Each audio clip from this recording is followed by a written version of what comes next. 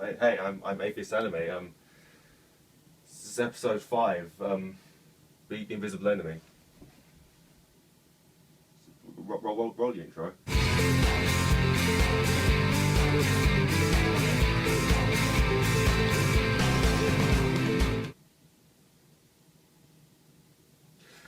Yeah, don't worry about that. It's just little hollow problems.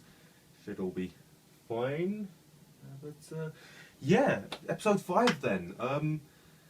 Let's get this going then. The episode begins with a bit of a recap of last episode. You know how Rukia failed using so-called sweet, all that stuff, and we then cut to Ichigo, who's running back, and he talks about how before his mother died. Yes, his mother is dead. A bit tragic. Well, I'm sure we'll learn a bit more about that in the future. His two sisters were quite different. They were both kind of crybabies. They were very immature, that kind of stuff. Like Yuzu, and Karin, yeah, they were both quite. They were basically normal children. But after the mother died, Yuzu took the kind of her place, you know, doing all the chores. I've explained this before, and Karin kind of just became really, really serious and mature, like never crying and all that stuff. So Ichigo does comment that it's quite surprised that she is crying. This must be a pretty traumatic event. So we cut back to Rukia, who's being pinned to a wall by the Hollow, and so you'd think, oh, this is over, the Hollow's going to kill her. Then Chad comes along and punches the Hollow straight in the face. And this shocks everyone. This shocks Rukia, the Hollow, and even Chad, who we find out cannot even see the Hollow, as we see him just flailing off in the distance, just swinging his fists. But with all this flailing, he is able to eventually land another punch, which again does shock both Rukia and the Hollow. Remember here that Chad cannot see this Hollow, so this is pretty cool in the fact that he is a normal human. You got to remember this stuff. He is a regular human being. So yeah, like no superhuman abilities here. No like Hulk level, that kind of stuff. He's still a regular human. So it's pretty bloody impressive. The Hollow then flies into the sky, where he's like, "Oh, you can't get up here with your flailing punches and kicks," and Rukia tells Chad to run, which, you know, is kind of understandable. This is the Hollow, this is an enemy that Chad cannot see, but Chad's like, hey, just tell me where the Hollow is, I'll go get him. Rukia's, oh, he's up in the sky, like right in front of you. How are you going to hit him, though?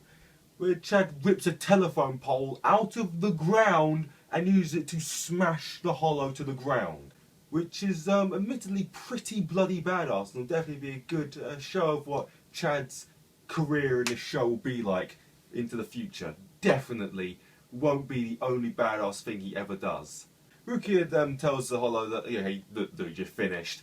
If this guy can beat the crap out of you, you're going to be screwed, and my soul reaper when he gets back, and he's just going to wreck your day. Then the Hollow's like, oh, you naive soul reapers, you're always lowering your guard when you think you've won. No wonder so many of you have died.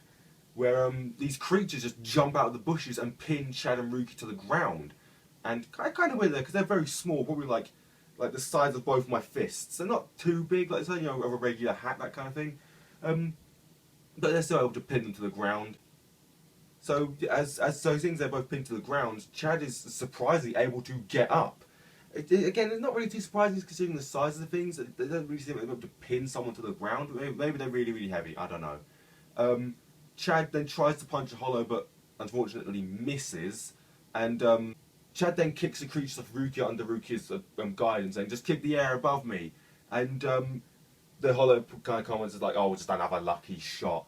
The Hollow then is ending in the sky again, too high for Chad to hit him with a telephone pole again. But then Rukia says, hey, just throw me at the Hollow. Well, we need to combine your brute strength with my intelligence.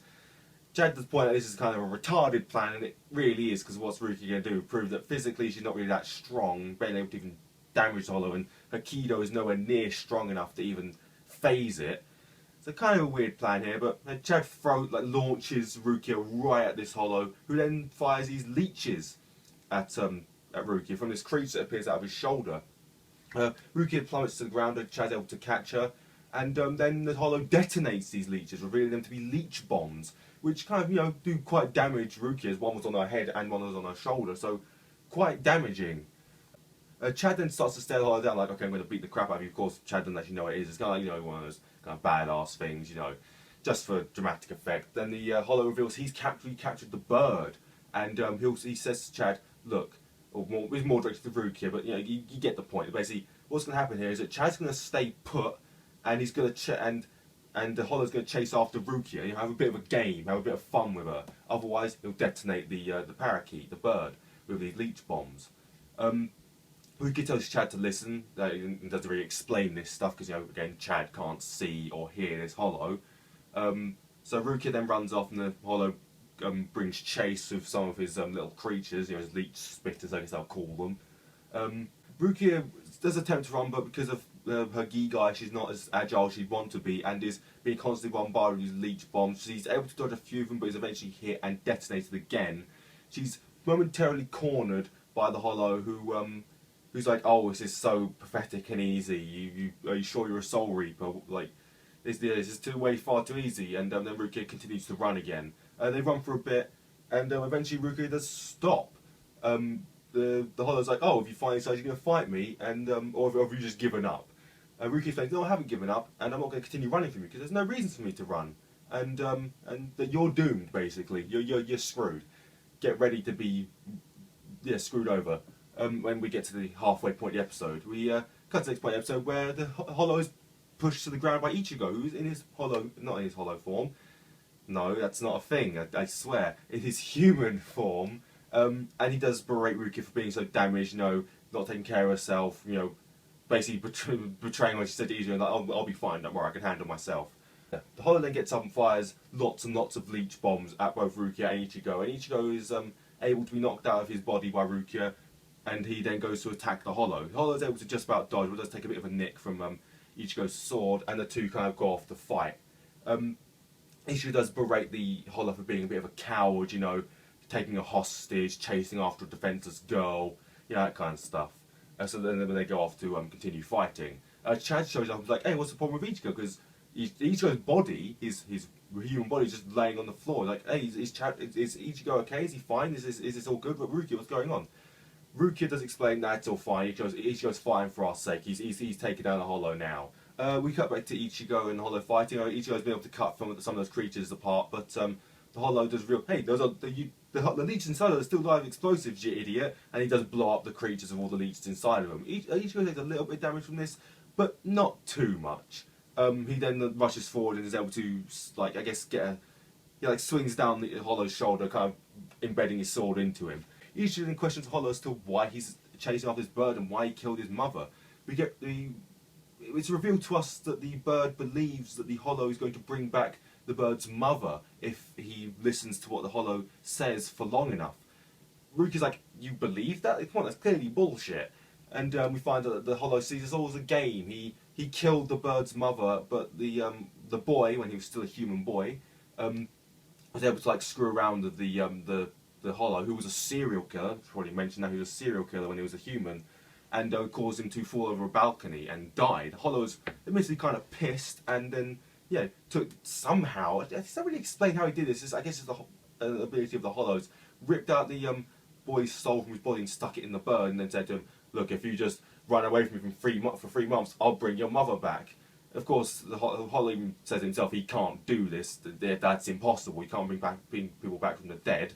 And but he's like, "Oh, this is all a game to me. This is all a bit of fun, isn't it?" And Ichigo's admittedly quite pissed, seeing his dead mother as well. So he jumps back. The Hollow attacks, tries to swipe at him. Ichigo jumps back, and then the Hollow fires more of his leech bombs. Ichigo cuts some of them apart, then grabs some of them. Hollow's like, "Oh, you idiot! What are you doing? There's an explosive." But then Ichigo rushes forward and then punches those leeches right into the Hollow's mouth. And he says, "Oh, are you going to detonate them? I thought you were going to detonate them and attack me." "Well, if you're not going to use that tongue of yours, because that's what the Hollow uses to detonate these leeches." Probably should have mentioned that. So good at my job, aren't I? But yeah, so he then rips out the Hollow's tongue. The Hollow's, "Oh fuck, that hurt." Then Ichigo just then swings down and cuts the Hollow's mask in half. But it's not the usual case here, not for some reason, but basically the Hollow doesn't just disappear into a million spirit particles or whatever.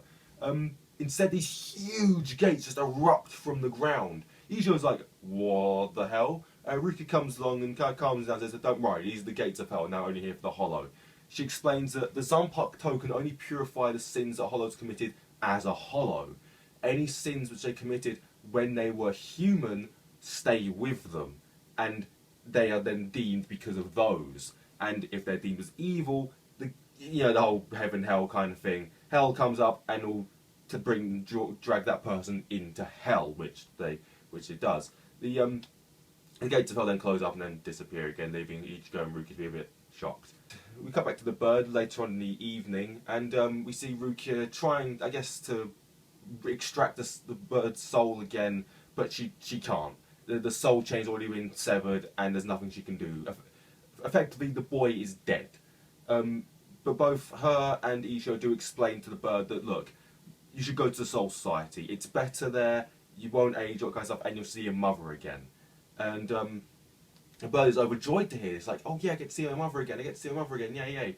He then thanks Chad for protecting him. Chad's like, oh, no, there's no problem. When I finally pass over, do you think I could carry her around again? No, I guess it's meant to be a bit of a time. It does feel a little bit weird to me, but yeah, sure, why not? So then he goes like, okay, everyone say goodbyes. Yeah, good, okay. Let's perform the console, which he does. We then see Karine, who's asleep in bed. She looks rather peaceful now, no signs of being ill. She's not crying either, and she thanks Ichigo for doing what he did. And this is where the episode ends. Yeah, not really that eventful of an episode. I feel like they probably could have shoved this at the end of the last one, shortened some of the stuff at the beginning of the last one, and shoved this in at the end, because most of it is just a lot of talking and repeating stuff and running around. I mean, I can see what they did to split the episode, there was quite a bit, so it might be difficult for them to shove it all into one episode. It's kind of lesser two evil things, like shove everything into one episode and have it all feel really crammed, or put it in 2 episodes and feel it kind of spread out. But I think this is probably actually the better of the two when I think about it. But yeah, what's going to happen next episode? I haven't really got any hints towards that. Probably some more trouble with Hollows. Maybe we see some more stuff with Rukia, a bit more. Find out where this Gi guy came from, who makes those. She just kind of think towards it being the Sorupa Research and Development Squad, which she did mention in the last episode, but I didn't bother to bring it up because I feel like she's lying about that. I don't know why she'd be lying about it there, or maybe we'll find out something about that. I'm pretty sure in the next episode. But yeah, I should probably get back to trying to find that Hollow, because yeah, that was somewhere. Yeah, but hopefully I'll get that done by next week, because I don't want to miss these reviews. But yeah, I've been AtheistAnime, and I'll see you next time. Goodbye.